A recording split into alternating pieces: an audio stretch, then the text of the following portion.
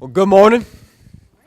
Thanks for being here today at Risen City. My name is Mike, and I'm one of the leaders here at the church. And if this is your first time with us today in church, maybe it's your first time in church in a while, maybe ever, maybe you've been going to church your whole life. I just want to say a special welcome to you today, being part of what we are doing here at Risen City. And I want to let you know, if you're here today, and maybe you're here and you are seeking something, you're searching for something more, and maybe you're going to try out this whole Jesus thing. Well, I just want to say a special welcome to you today. Maybe you're here and you're more skeptical. You don't really know why you're here. You're like, I just got invited, so I'm going to show up. I just want to say welcome to church, because here's the thing. It doesn't matter where you are on the sort of spectrum of faith, you're the reason why we're doing church, because we believe that real people like you can actually meet the real Jesus. That for us, Jesus is not just some idea, it's not just some religion we ascribe to, but we believe God truly is a person that we encounter, we meet, that we enter into a relationship with, and then He actually goes into something incredible. He changes us. And so as a church, the way that we say is this, that we want to be a church that leads people into a soul-changing relationship with Jesus, because we actually believe that happens, that when we meet Him, that our lives change, our stories get rewritten, our life gets reborn, as Jesus says, and we have an opportunity to experience heaven right now. Because I don't know if you know this, we don't believe that our salvation is just some one-day thing, that we get to escape the earth and go to heaven and live on a bunch of clouds. That sounds horrible. We actually believe that life starts right now, that the eternal life comes into our souls and begins to elicit things out of us, that as we pray, that heaven actually comes to earth. And so that's what we're about here, creating these moments. Because here's the thing, if we just wanted to create another religious ceremony, why start another church? Why do anything else? We are here to create a space for people to truly encounter God. And so we are excited to be doing that today. And one of the ways that we actually do that as a church is through the Bible. As Christians, we do believe that this book is not just some old, ancient, antiquated document, but a fresh word from God for our life, for the good of our souls. He comes and He challenges us in it, He changes us in it, He informs us and leads us and comforts us and guides us. And so we, as Christians, sort of come and we gladly submit to it, because we know that if we follow it, our souls get flourished. Because He's given it for our good, in fact. And so we, as a church, call it that we want to be apprentices of Jesus, following Him in all things. And so we want to submit to His Word, allow it to speak to us today. And so we're going to do that. And if you have a Bible, if you want to open up to the book of Mark, chapter 5. If you don't have a Bible, it will be on the screen behind me in just a few moments, or you can open up your phone, whatever you got.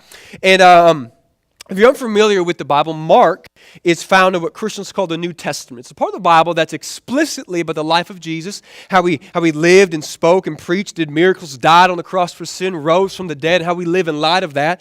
And we do believe the whole Bible is about Jesus, that He's the main character, hope, everything about Him. But in the New Testament is where we explicitly see His life sort of lived out. And Mark is one of the four accounts of sort of a biographical account of His life. And so we're going to look at that today. And Mark was written from the perspective of a man named Peter. Maybe you've heard of Peter. He's one of the top disciples. He's Jesus' closest friend, and he sort of recounts to Mark, and Mark writes it. That's why it's called Mark. And so we're going to start reading chapter 5, verse 21. But before we do, here's my question. Does anyone in the room love it when you get delayed? Anybody? Anyone like that? Right? If you do, you have issues, right? I can get you some counseling. I know a good guy. He can hook you up, right? Because who likes being late? Come on, right? Like if you go to the airport, to the airport, right? And you go and you walk and you see that big screen, right? And every other flight except for the one you're on says the big bold letters delayed. It ruins everybody's day. Can we be real? Right? Like it always is like that, because now I'm late for. Or how about traffic? Anyone enjoy traffic? Right? I don't. It's not awesome. But you know what? It's funny because I think like human nature comes out in traffic. Because I don't know if you discovered this or not, but one of the best places to people watch is when you're driving somewhere. Right? Hopefully you're not actually driving, because you got to focus on the road and all that stuff and not be more distracted as you already are, probably looking at your phone, which you shouldn't do, by the way. So if you're like the passenger or like the backseat driver, because we all love those guys, and you're there driving in traffic, it's amazing because you get to see some people as they really are. Right? They start freaking because they think no one's watching. So the anger's coming out. They are unfiltered. You see people like banging their steering wheels because they clearly have somewhere important to be. Maybe they actually do. I don't know. I don't want to judge them. But you see that. Or the best one I love is the driver's defeat pose. I don't know if you've ever seen this before, where the guy's there and he's just holding his head, realizing I can't fix this. I'm late. My wife's going to be so angry at me. I didn't plan for this. All those different things. You know what I'm saying? I love that one. But one time I was driving, and I guess I was going a little slow. for this lady. She clearly had somewhere to be. It was her and her husband. And I don't want to be rude or anything, but they were sort of, like hillbilly-ish, right? She had no teeth. Drove this truck that was bad, clearly didn't know what hygiene meant, and she was getting angry at me for not driving. And so she comes around me, passes me, gives me, the finger, and then does this thing with her face. And I can still see it today. The most like it shocked me, her face looking at me because she was angry that I could. And you just imagine like no teeth. Just it was. Anyways, don't want to be mean. It was just the weirdest thing. But clearly, right, she had somewhere to be. But I don't know about you, but I've seen that sometimes delays happen in faith. It feels like God's late. Like God got stuck in traffic, right? And here's the problem. I've learned that maybe, although we don't like it, there's actually something divine happening in those delays. That Jesus is trying to work something out in our heart. And actually, I would argue, give us a space where we can actually increase faith, increase peace, and actually witness something greater of the power of Jesus. That there might be something divine in those delays. And so with that, we come to Mark chapter 5, and we start in verse 21. He says this, "And when Jesus had crossed again in the boat to the other side, a great crowd gathered about him, and he was beside the sea." So just quickly to catch everybody up, Jesus had just done this series of teaching and miracles and was gathering this huge crowd about him. He was getting pretty famous for his miracles and things, and he decides he needs to take a break. He needs to create some space and recoup and rest, which, by the way, just a quick thought, if Jesus needs rest, maybe you do too. If your life is 24/7, you're going to burn out and you're actually living in disobedience against the way that God made you to function. Just put it out there. So he goes, and we know he needed rest because he falls asleep in the boat as they're crossing over into the sea. And he falls asleep into such a deep sleep that he slept through a storm so severe that it made a bunch of seasoned fishermen, act like my little girl when she sees a bee. I don't know if you ever witnessed this where we would live, but she freaks out, right? This is these fishermen, and Jesus just passed out asleep, just sleeping, right? They wake him up, he stands up, he says, "Peace be still," the storm stops. Mark says there's a bunch of other boats actually with them, and they go back, start telling people. They keep moving, so all of a sudden he just tells water to stop raging, and just listens, right? God, as Lord of creation, just shows up in the moment of the storm, and they're all shocked. They don't know what's up, but they keep going, get to the other side. He heals this guy that has potentially up to 1,000 demons in him, and displays the mighty power of God's authority over the demonic and the evil kingdom of this world of Satan. And then they start heading home. So pretty spectacular things happen. Word's getting out. So when he gets to the other side of the lake, as we just read, there's this crowd that just comes right back to him. And you can imagine in the crowd, there's a bunch of different people, right? There's some people there that are just the FOMO crowd. You know what I'm saying? Right? They just don't want to miss it. Like they hear something going on, they just got to be there. Some of you today are like that with church. I'm not really committed to this whole thing, but I don't want to miss what's happening. Maybe there's something cool going on. Maybe I like the song. Maybe I like the preacher. Maybe I don't know. But here's the thing, right? They weren't really committed to Jesus. And then there were people who definitely believed in Jesus, who were there as disciples, wanted to hear from him again and learn more. And then in the crowd, there were also people like the man we're about to meet. It's a man named Jairus.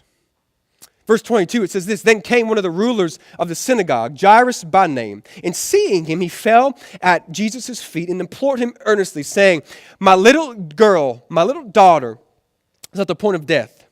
Come lay your hands on her so that she may be made well and live.'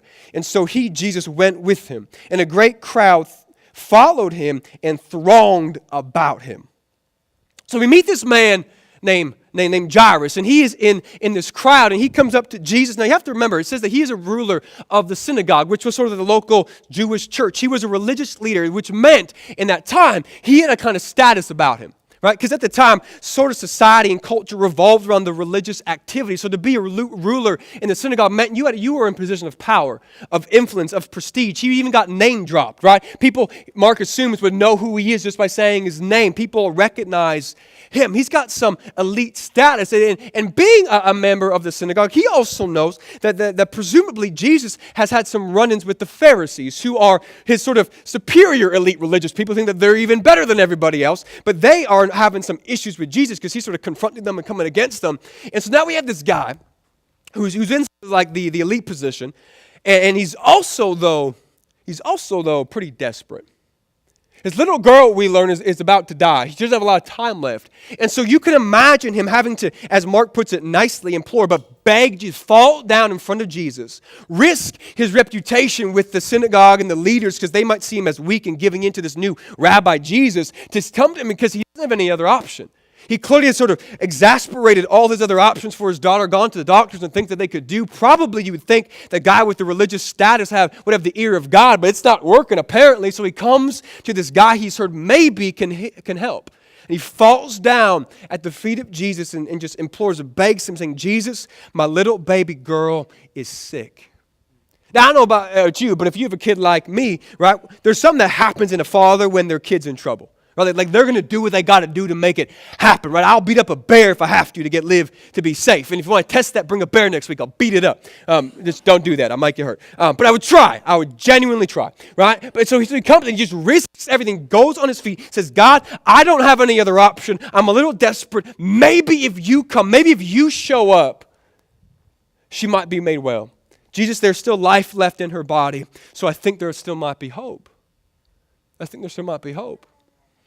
And Jesus, Mark says, doesn't actually say anything, but we recognize something about this, that Jesus sees his desperation, even if his faith is simply put in desperate times, and he responds to it because he says that he goes with him. That Jesus, in fact, doesn't come to Jairus in any way because of his status or anything like that. He doesn't really care about all those outward things. He comes simply because he recognizes the desperate faith of this father, and he starts to go with him, which was a symbol of his promise that this daughter was going to live.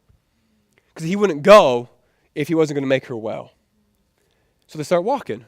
But then Mark says something interesting. It says that this great crowd actually goes with them and thronged about him or came and surrounded him. So now he couldn't walk in the direction he wanted to walk and as fast as he could walk. You can imagine now Jairus is getting a little anxious, right? His hopes just got up. Jesus said, yes, he's coming. He texted his wife, Jesus is on the way. It's going to be okay. And now all of a sudden we are in people traffic.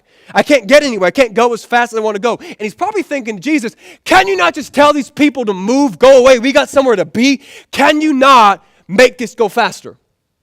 Don't know if you ever asked that question before. God, can we hurry this thing up? But then something else happens. Mark says in verse 25, and there was a woman who had a discharge of blood for 12 years, who had suffered much under many physicians, and had spent all that she had, and was no better, but rather grew worse. And she had heard the reports about Jesus. So there's this woman that shows up in the story. Two people's lives about to collide in a moment. And I don't know if you noticed this, but she is the complete opposite of Jairus. She doesn't even get her name said, because no one would actually recognize her if Mark gave it to her. Right? She is a woman who is destitute. She spent all her money trying to get well. She has no money left. She's poor. She has no power. In fact, she's actually even religiously an outcast because if she was in this state of perpetual uncleanliness, so she was not allowed to come and worship together in the community because that's how the religion worked at the time. And so she was socially outcast. Even her family and friends could not go around her all that much unless they had to go through the rituals of cleaning, which was sort of not the easiest process. So they would be sort of off from her. And so now she is destitute. She is low status, has no prestige. People don't really recognize her other than know she's the woman who's been in pain for 12 years and she has no money, nothing to offer. The only thing that is the same between her and Jairus is this: she is desperate for a miracle. That she needs Jesus to do something. She's heard maybe there's hope with this guy. And so she goes, and verse 27, picking it back up, it says this: so she came up behind him and reached out and touched his garment. For she said, later on Mark says she tells the whole story, so we know that Mark has access to her thoughts. It's not like he reads minds or anything like that, right? If I touch even his garments, I will be made well. And immediately the flow of blood dried up, and she felt in her body that she was healed of her disease. And Jesus, perceiving in himself the power had gone out from him, immediately turned about in the crowd and said, who touched my garments? And his disciples said to him, you see the crowd pressing around you, right? And yet you say, who touched me? And he looked around to see who had done it. So she hears Jesus can maybe heal her, so she goes, and it's a miracle in itself that she makes her way in the whole crowd to Jesus, but she does, and she reaches out, touches just the edge of his clothes, and because there's such presence and power, because he's, God in flesh, the whole thing, faith sort of elicits this response. She actually gets her miracle, but then Jesus stops. Now, I want you to track with me here, right? He's on the way to bring healing to a little girl who's about to die. Jairus has done what he has to get his attention and bring him that way. And in the middle of the way there, Jesus just stops the whole procession, just stops, and looks around and says, "Who touched me?" And you got to be thinking, Jairus is now freaking out. What do you mean, who touched me? We're in a crowd, Jesus. There's everybody around. Even goes so far as to say that the disciples asked this very question. It's interesting because, as I said, this was Peter's account. But in Luke, when he tells the story, he lets us know that it was actually Peter who asked that dumb question. Right? But Peter didn't want to throw himself under the bus this time. He does it so many other times. He just want to put it on everybody. It's like, we all thought this. But anyways, Peter comes to Jesus and it's like, Jesus, God, I love you, man. I'm following you. I'm pretty sure you are an intelligent human being. And maybe you're just tired or whatnot. But like, do you recognize you're in the middle of a crowd? Everybody has been touching you. Everybody's been brushing up against you. No one would just significantly touch you in this moment. Jesus, are you feeling okay? Like, we got somewhere to be. There's this little girl, don't remember, we're sort of walking her direction, but maybe we can just sort of stay focused on this thing. But I've come to realize that sometimes when we are unaware of what God's aware of, we'll often think the things he asked of us are foolish. But maybe when we can recognize humbly the fact that God's aware of things I might not be aware of, there might be some meaning in this moment.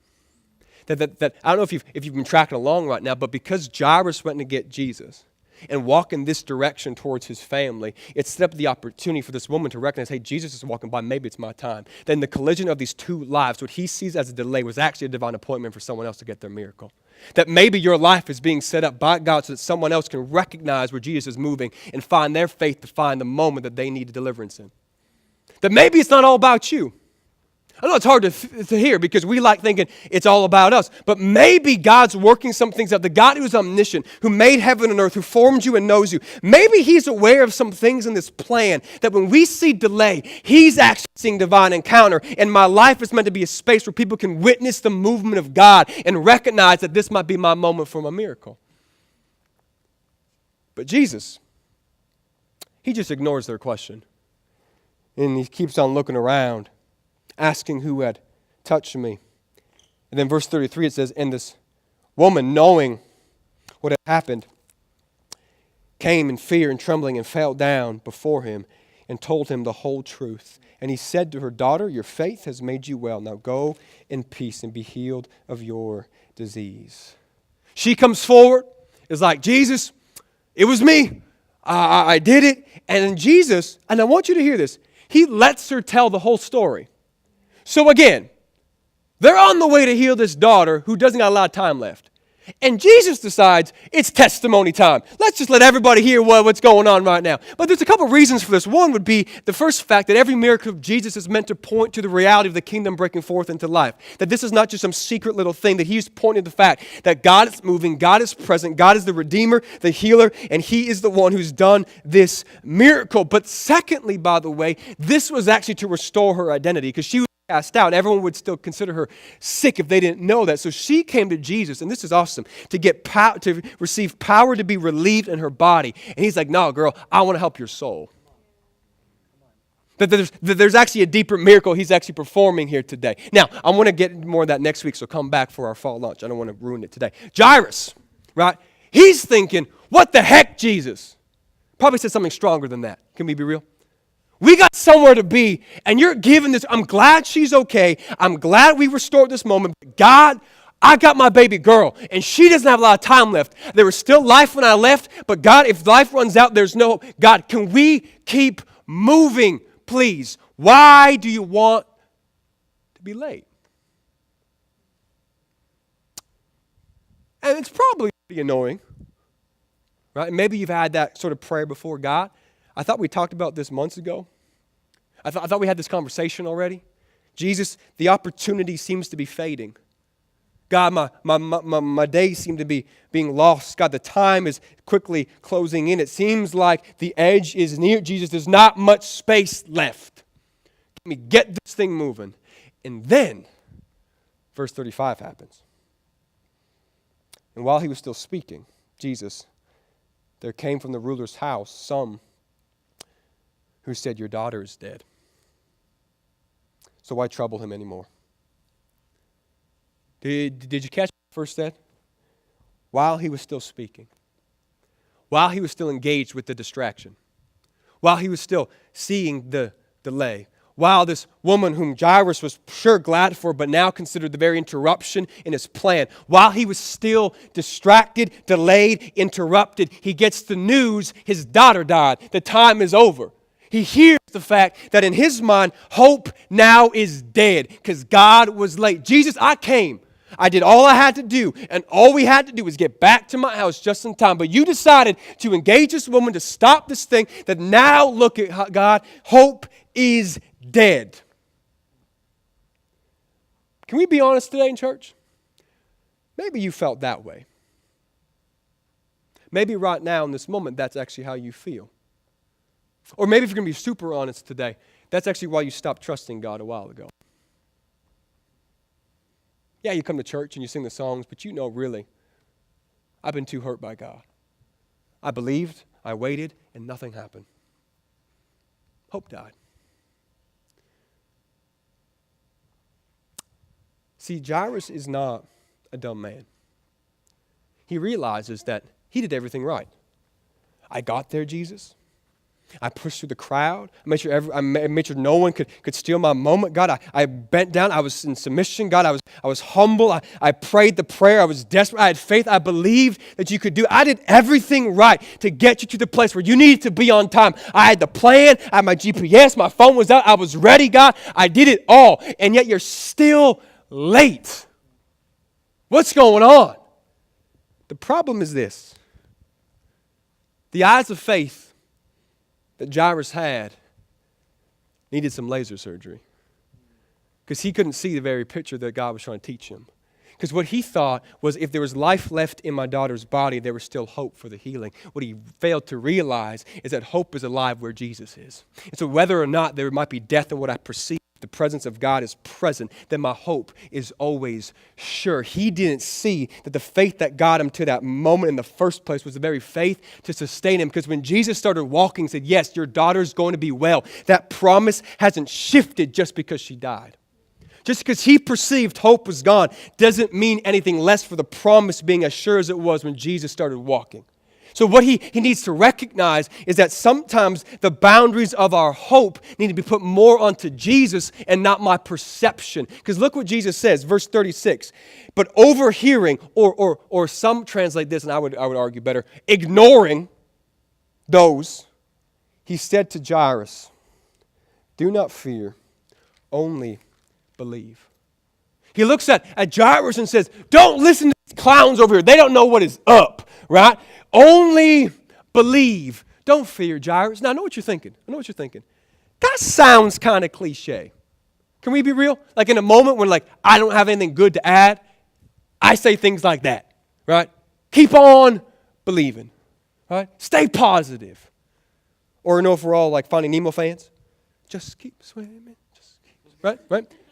We got to say something, right? Maybe makes them laugh, lightens the mood. It's awesome. But here's the thing. Jesus doesn't do cliche, right? If he says something, we should probably listen because maybe there's something in it that we need to hear. And what he's trying to do today is point Jairus back to the fact that the faith that brought him to his knees in that moment is the same faith that needs to sustain him right now. Because if the promise was broken, Jesus wouldn't be with him. But he is still standing right there. He is still standing right there. Now, we have to be real. Can we be honest? This moment is painful. This moment is hurtful. The confusion is real. God, she's dead. Right? The pain is there, but we know, we recognize this broken nature of life that we live in. We are fragile human beings in this very broken and sinful world. That God is redeemed. So this is not to alleviate the reality of our suffering, but what we begin to understand today is that the faith that we may have had at the beginning of the season shouldn't shift just because God feels delayed in my mind, because maybe in the delay there's something happening. Maybe in the delay God is moving. That if I had enough faith to believe in the first place to ask you for the promise to be sure, that if you're still present, Jesus, then the promise is still good. The promise is still good. As Christians, our hope, hear me today, is not set in the circumstance that I perceive, but the object of my hope, which is Christ, which doesn't shift, which is always what it is. See, because what happens is we sometimes can put these boundary locks on our hope. That if God follows my plan, if it fits into my situation, if all the orders that I have made and the things that I have to see, if God works in this circumstance this way, then I'll still have hope. The problem is our hope should never be based on what I perceive to be alive or dead, but only on the presence of my God who has spoken, because the promise and His heart is what we seek after. And if His heart is good and His heart is faithful, then I can trust His promises are just the same. And so He speaks to Jairus and says, Jairus, keep on believing, man, because I'm still here. The healing is still here. The Redeemer is still present. I didn't leave you yet. So verse 37 picks up. It says this, and He allowed no one to follow Him except for Peter, James, and John, the brother James. Interesting enough, Peter is the one who just made fun of Him. It's called grace. He lets Peter still be a part of the things even though he was dumb. How many are so thankful for the grace of God? And they came to the house of the ruler's synagogue. They get there, and Jesus saw a commotion of people weeping and wailing loudly.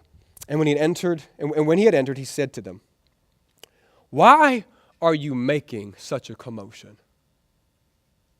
Kind of an insensitive question, just considering, the circumstance, right? Why are you making a big deal about this? The child is not dead, but sleeping. Because for the Lord of life, death is just sleep. In verse 40, they laughed at Him. Just a quick note. When you are unaware of the one who stands before you, oftentimes you might be laughing at the very one who can bring you the miracle. Like when you stand back and you don't realize who Jesus is, you might be laughing in the face of the very person who can bring about your deliverance. You might be mocking the very person who can actually fulfill what you've been searching for.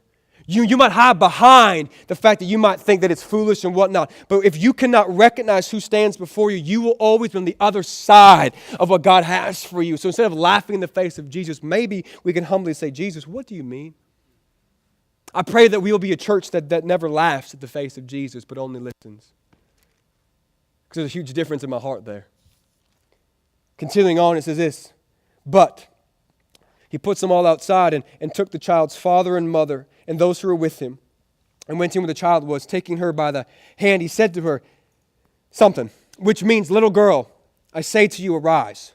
And immediately the girl got up, began walking, for she was about 12 years of age, and they were immediately overcome with amazement. And He strictly charged them not to tell anyone and told them to give her something to eat. So He gets his core team together, Peter, James, and John, sort of the top three, and He goes to the house and gets Jairus and his wife. I think her name would probably be Jen or something like that because it seems to match pretty well. It's a good couple name. And they walk in and they see this daughter and she's laid out dead. And He walks up to her, and this is crazy, with the tone of a parent gently waking up their child. Which, by the way, if you're a parent, I don't recommend that. If kids are sleeping, let them sleep. It means you get more peace and they don't get crazy. But if you have to wake them up, do it like this. Little girl, I say to you, get up. So gentle, so nice. She wakes up. Death runs away when Jesus speaks with calmness. I want you to understand that for a second. She wakes up right? Because Jesus just said, there's no big fight, no spiritual battle. God spoke with the calmness of a loving parent, and death was afraid and ran away. All I'm saying is this: if death bends its knee to a calm command of God, maybe his word's good for your situation too. What can he not speak into? And she wakes up, and hear me today, the promise gets delivered after the perceived delay. But now look what happened. They got to see something greater than the original ask. They came for a healing. They saw a resurrection. They got something built up in them that, hey, maybe next time God can still come through. In fact, there's actually a passage of scripture in 2 Corinthians chapter 1 where Paul, the apostle, is writing to the church. And he says this: I was at the point of death, given a death sentence. But he says this: but God brought it to me so that I might not trust in myself, but learn to trust in the one who can deliver me. For he will deliver me, and he will deliver me again. God brought me to death so that I might learn how to trust his greatness. That maybe the delay was actually my setup to learn how to have faith that God's the God of resurrection, not just healing. There's something deeper going on, an opportunity to build the eyes of faith to can see that God is actually better than I first believed he was. And that if he can do it this time, he can maybe do it again. And so maybe what I perceive as delay is actually divine setup. I might not like it. Can we be real? I may not enjoy it. It may not match what I was hoping for. But when I can begin to recognize that the promise is as sure as the presence of God, then guess what? When I can't see it, when I don't know what's going on, I still rest in this, that his promise was good because he came walking with me, that right now, in this moment, he hasn't left, he hasn't changed, and so the only thing that seems to shift is my perception of his activity. But if he is a faithful God who's presently walking with me to the room of my daughter who's dead, then guess what? When he shows up, she is going to wake up, and she'll wake up every single time if that is his will. And so we learn how to trust in this moment through the delay that maybe God was up to something I could not see. And in this moment, what we begin to realize now is this, that two things begin to happen. My life becomes the very avenue of the glory of God, because they got to witness greater glory with a delay. And if our life as apprentices of Jesus is meant in one part to bring glory to God in all things, then actually this is part of that process. That maybe God wants to use your situation to display to the world a greater glory than what he wanted to originally. That maybe you ask God, can you just provide? He wants to blow you out of the water.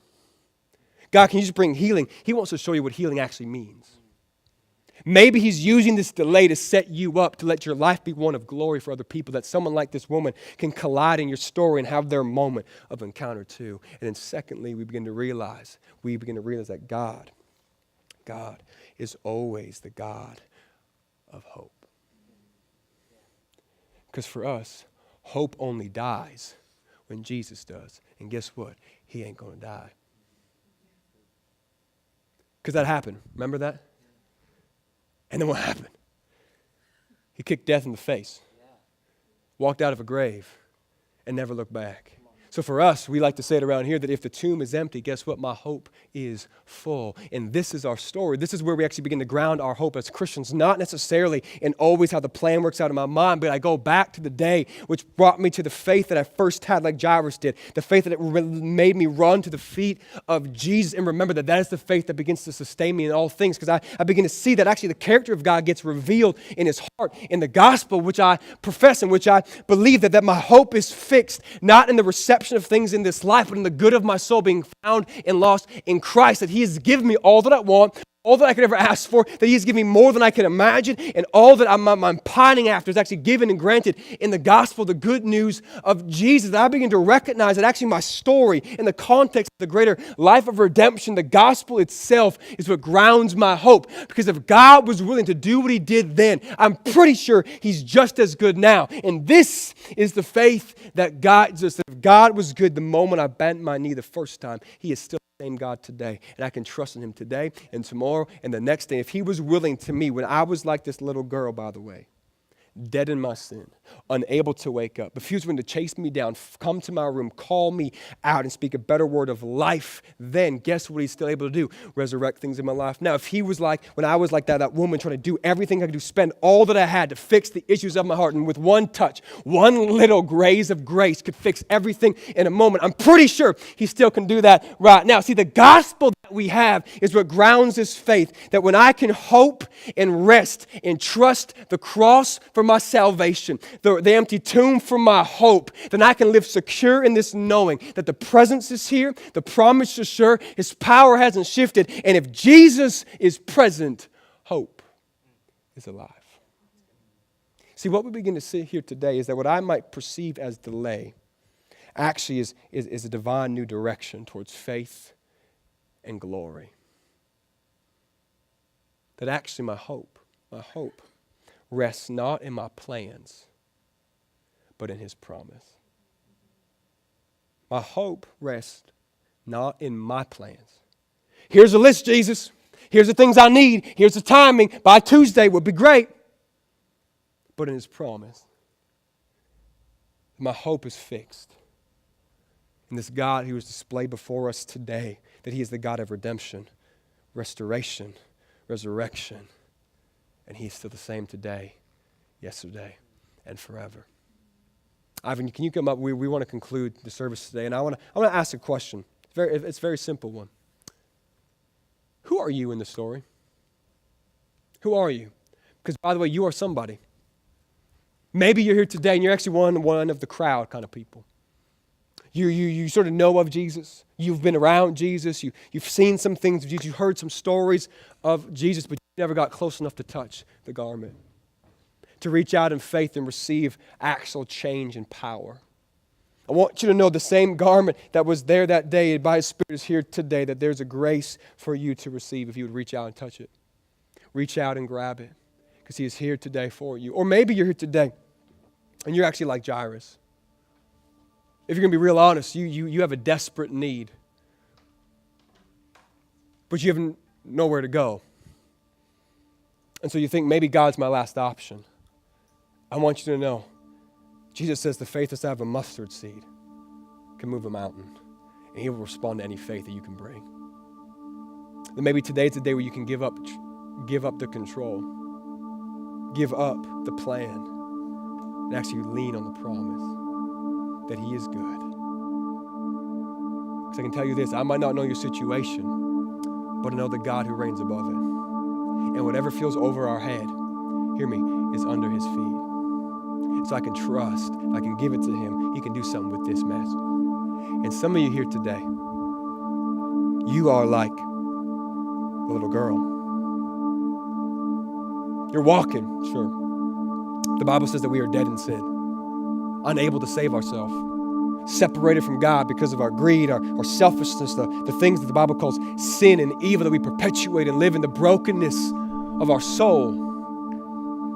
And like the woman who spends everything, all her resource, energy, and time trying to fix it and put it all together, but finding nothing actually helping and only growing worse, that is us outside of Jesus. And the good news today is that the religious words that we like to use, the religious language and the religious philosophies that try to guide our heart, that say to us, if we can just fix it, if we can just get there, we can put it all together, then maybe God will clean us up and make us better and accept us. And I want you to note today, you can't wake up if you're dead. But Jesus can come into your heart and speak the better word and call you to life right now. The Bible says if we have faith in Him, we receive life today. Not life one day, not heaven one day, right now in this moment, genuine soul flourishing. But it comes on the other side of faith. Asking Him to do what only He can do. Stop searching, stop waiting, stop running, and come to the foot of the very person who can give you the family that you want. Give you the new name that you're seeking. The joy that never ends, the peace that passes all understanding. This is the offering of Jesus, that you don't have to remain dead in sin, but you can come alive in Christ. You can stop searching for an answer when He has given you all that you need. All you got to do is reach out and touch grace. Would you stand with us? I want to pray for our church today.